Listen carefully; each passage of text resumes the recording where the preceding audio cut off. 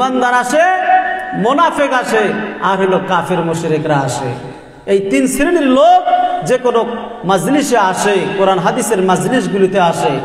আল্লাহ রাব্বুল আলামিন বলেন, যারা ঈমানদার তারা কোরআন হাদিসের মাজলিসে এসে আলোচনা শুনলে তাদের ঈমান বৃদ্ধি পায়।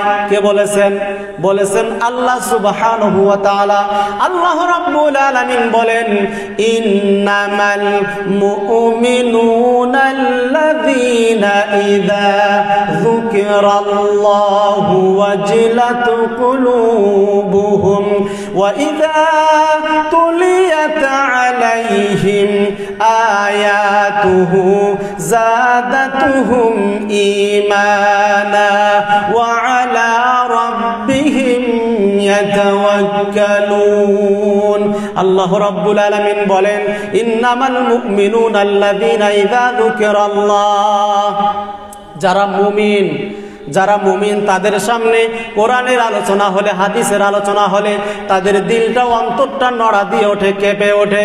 আর যখন তাদের সামনে কোরআনুল কারিমের তেলাওয়াত করা হয়, কোরআনুল কারিমের আলোচনা করা হয়, হাদিসের আলোচনা করা হয়, তখন যাদাতুহুম ঈমানা, তখন তাদের ঈমান যে পর্যায়ে ছিল ওই পর্যায় থেকে তাদের ঈমান আরো বৃদ্ধি পেতে থাকে, বলেন সুবহানাল্লাহ। ঈমান কিন্তু মানুষের কমে আবার বাড়ে। ভালো কাজের মাধ্যমে ঈমান বৃদ্ধি পায়, আবার মন্দ কাজের মাধ্যমে ঈমান কমিয়ে যায়, ঈমান বাড়া কমা হয়।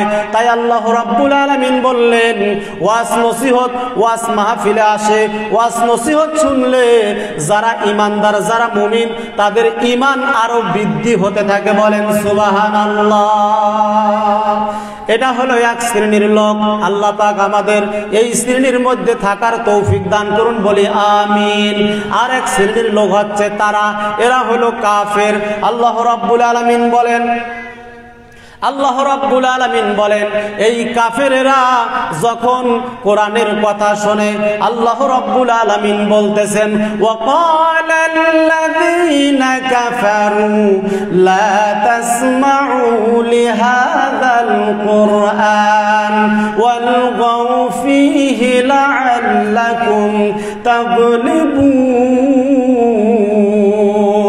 আল্লাহ রাব্বুল আলামিন বলতেছেন, ওয়াকালাল্লাযীনা কাফারু, আর যারা কাফের সম্প্রদায় তারা বলে, লা তাসমাউ লিহাযাল কুরআন, তোমরা এই কোরআনুল কারীমের আলোচনা শুনতে দিও না।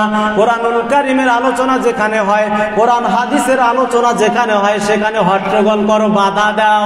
বাংলাদেশে এমন হয় না? নাই। তাফসীরুল কোরআন মাহফিল বন্ধ করা হয় কিনা? কোরআন হাদিসের আলোচনার মাজলিস বন্ধ করে দেওয়া হয় কি হয় না? এরকম নজির কি বাংলাদেশে আছে? কথা বলেন না কেন? আছে না নাই? আল্লাহ রাব্বুল আলামিন বলেন, যারা কাফের তারা এটা চায় যে কোরআন হাদিসের আলোচনা শুনতে দেওয়া যাবে না।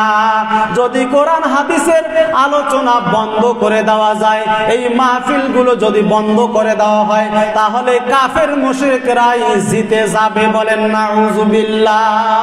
এটা তাদের ধারণা, কিন্তু এটা হবে? আল্লাহ রাব্বুল আলামিন এক জায়গায় বলেন যে তারা কোরআনুল কারীমের ইসলামের আলো যতই তারা নিভিয়ে দিতে চাক ফুৎকার দিয়ে, কিন্তু আল্লাহ পাক একদিন না একদিন তার এই ইসলামকে, ইসলামের নূরকে, আলোকে আপনার আলোকিত করবেনই করবেন, বলেন সুবহানাল্লাহ। ওরা যতই চাক হবে। বন্ধ করতে পারবে?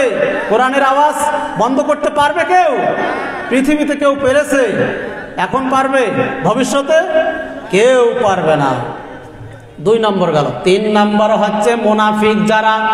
আল্লাহ রাব্বুল আলামিন এদের ব্যাপারে বলেন, ওয়াইযা ক্বিলা লাহুম তাআলাউ ইলা মা আনজালাল্লাহু ওয়া ইলার রাসূল রাআইতাল মুনাফিকিনা ইয়াসুদ্দুনা আনকা সুদুদা।